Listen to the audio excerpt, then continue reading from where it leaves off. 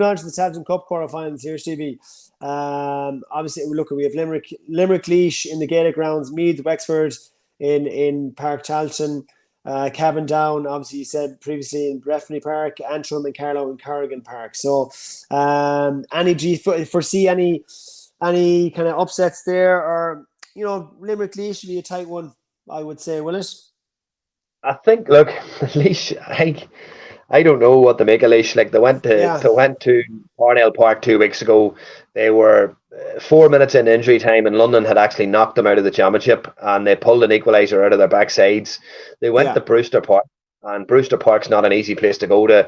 I know Fermanagh had Ryan Jones sent off in the stroke of half time. It was obviously a big turning point in the game, but they came out of Brewster Park with a huge win, like huge win. That's a Fermanagh team that is in Division 2 next year, yeah, and a Laois team in Division 4, and yeah. struggled in 4. But for me, and they're a wacky bunch, but they really are a wacky bunch, and it's hard to know what you're going to get out of them these days. 1 minute, they're producing it, Jekyll and Hyde. yeah, I did ask a genuine question, and I wasn't being condescending or flippant about Laois. Like, I was just saying what has happened in Laois football, a couple of weeks ago, because I know that they're not that quality of footballer. I know that they've got a seriously high quality level of footballer. So when you see results like that against London, and you see no supporters in the stadium, and you're thinking to yourself, what's going on in Laois? Like, there has to be something going on looking in from the outside. And I suppose the point was made then. They have lost a lot of experience. The likes of Tony Kingston, the likes of Colin Begley, Stephen Aptride, the goalie Brody or whatever. They've probably lost Trevor Collins. They've lost a fair degree of experience out of that team. That team was touching on getting promotion to Division 1 not that long ago, you know what I mean, and contested a Leinster final. So, Laois have good footballers, and they've got a massive town there in Port Laois as well. But for me, I said this, and I called this before a ball was kicked in the Tailteann Cup. I did say that Limerick would be close.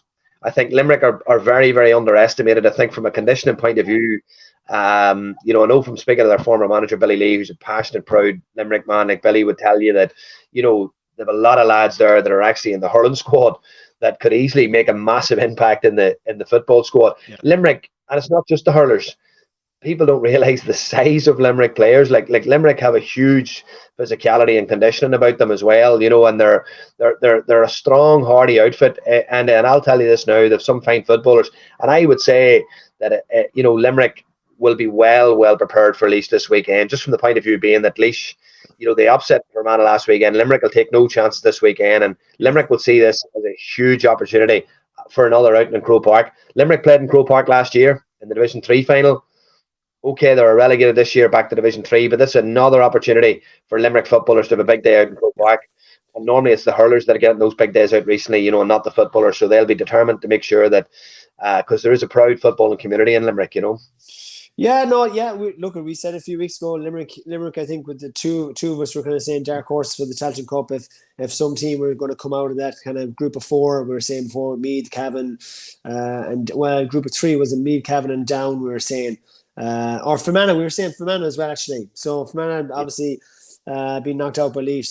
That was a huge shock. Like Meath and Wexford, you'd have to see Meath coming through there and at home, like again, huge win for Wexford last weekend, another big win as well. Didn't see that coming against Offaly, but then when I listened to Anton Sullivan, he made a very interesting point, and it was probably, I remember actually in 2018 as well, a similar effort that Jarrow made to try and get the Leinster final. Beat Kildare, beat Maynooth, and just fell short in the semi-final against Laois actually. But it was very hard to lift yourself for the qualifiers then, because you'd put that much send into trying to reach, the first Leinster final in 75 years, and when you fall short, there's a massive void for a week. Yourself, like when you lose big games, and you're soul searching for a week, and then you're licking your wounds, and then you realise, fuck, we've thrown to play this weekend. And it's a huge one. So I think Offaly were maybe victims of that. He sort of said that after the Leinster semi-final, they lost after extra time to Louth. Leinster final would have been huge for Offaly. Probably have to remember as well, God love them, they lost their manager this year, tragic circumstances as well, Liam Kearns. That would have had a big impact, emotionally in the group as well, Lord rest him, and family. But so Offaly have been through a lot this year, I suppose, and I would say that the fact they lost a number of key players, as Anton said as well, probably to America and stuff like that as well, because I think the rule was that if you played in the Tailteann Cup think the rule was if you played in the Tailteann Cup, you couldn't play in America. Yeah. Yeah. That's what the rule, so a lot of young lads would have been looking at the few dollars, the nice sunshine, flip flops on for the summer. Why not? Yeah, And done myself a couple of summers. I definitely would recommend it. I would say you did, you bollocks. And no, but look, you can't blame young lads. You can't blame them. No. So obviously that's lovely. But look, hats off to Wexford, because I know John Hegarty. He seems to be a good guy. Kieran Daly's in there as well on a sort of remote basis as well. Kieran's doing a bit of work with him. Kieran had London, probably overseen one of London's best ever seasons. Kieran's a shrewd enough operator, a good coach. And I know that they're delighted because they're proud Wexford people, and they just want the best for Wexford football. And yeah, look, fair play to them. It's good to see. Cavan, yeah, your own county, Cavan down, and it's just unlucky. Cavan are massive favourites. I'm gonna big Cavan up here, but I'm gonna big them up. We're coming in as massive underdogs. No, listen, look, be under no illusions. Like, Down and Cavan are probably the two best teams left in the competition. I would say Down are very, very disappointed from the point of view being Enda that they missed out on promotion this year. I'd say they're kicking themselves. Having seen how Fermanagh have faltered, I would say that the Down camp is really, really frustrated with not getting promoted this year.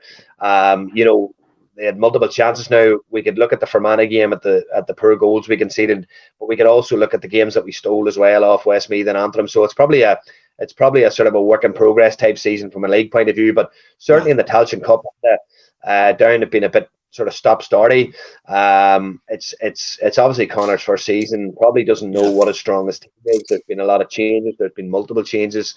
He's obviously trying a number of different players in different positions, and just sort of probably seeing what round pegs fit in what round holes, and what square pegs fit in what square holes, and that takes time, And listen, this weekend's going to be a huge ask. I think the biggest gap between the teams this weekend is the physicality. Cavan have some enormous players like Roy McKiernan, Faulkner, strong athletic men, Killian Clark, and I'm sort of looking at our squad. And for the first time probably in a generation, we've unearthed an absolute beast of a midfielder in Owen Murdoch. Owen's going to be a really, really top talent. He's a player to watch, certainly one for the future. He's someone that the Down midfield is going to be built around for the next 10 years. Hopefully, please God, he stays injury free. He's a Rolls Royce of a player. But I'm sure Cavan, will obviously be looking at him as a key matchup this weekend. It'll be interesting to see the matchup battles because both teams will value matchups. It'll be interesting to see who Cavan put on name chair. It'll also be interesting to see who Down put on Dar McVitie. If he's starting as well, he's had a really, really good season. Clark's had a great season as well. Look, listen, it's a difficult game, but I still think that there's a goal treading Down, and I think that Breffni's a big enough field, that will give Down opportunities. They had opportunities in the league and didn't take them.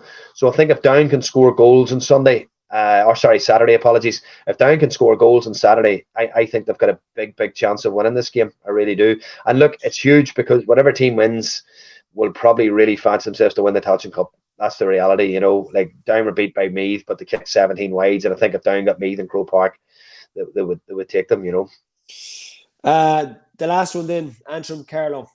You'd have to in Corrigan Park. I'm hoping to slip down to it. Actually, I'm going to slip down. I'm going to meet up with my old buddy Turlock O'Brien. Turlock will be at the match, and I'll have a good chat with him. I think there's only really 2 or 3 surviving members of the squad that was there when we were there. I think Big Mark Fury was in the panel. Jordy Morrissey at the time. Jordy's a phenomenal footballer. Won a Sigerson at DCU. He's still playing. Dara Foley, probably worth mentioning the fact that he broke that Brendan Hayden's phenomenal record of 400 points soldiered for a long time. So Carlow will fancy themselves. Young Jamie Clark, Shane Clark actually were about the panel in as well. Good lads. They have a lot of young lads and who have a lot of pace, a lot of talent. But Antrim as well. Now, Ryan Murray's a massive loss for Antrim. Ryan Murray done his cruciate this year, unfortunately for the lad. But I said this during the show before. Antrim have took this Tailteann Cup very, very seriously. They went away and played challenge games against Donegal, Dublin's B team. Yeah, they've taken it very, very seriously. And I know Paddy McBride very well. I know Paddy was telling me a few weeks ago that they were going really well. Paddy's another fine footballer. Antrim will be hard to beat. They'll be hard to beat in Corrigan Park. But again, the sort of team that really don't suit the favourites tag. Antrim's got into this game red hot favourites, and I just wouldn't rule out. I wouldn't rule out a Carlow win. Wouldn't. I think it's the draw that all Carlow wanted. I think from speaking to a few lads in around the camp, like they were hoping that they would get a game against Antrim, because obviously out of the three teams, Cavan, Limerick, and Meath, I'd say psychologically it's a good draw for Carlow. So look at it. Listen. Look, I would say just the home advantage in Corrigan Park will probably just edge it for Antrim. But one thing McEntee's done though, and he's certainly taken probably more of the industrious workman-like mentality into Antrim and pulled away from sort of individual brilliance that they used to rely on for winning games.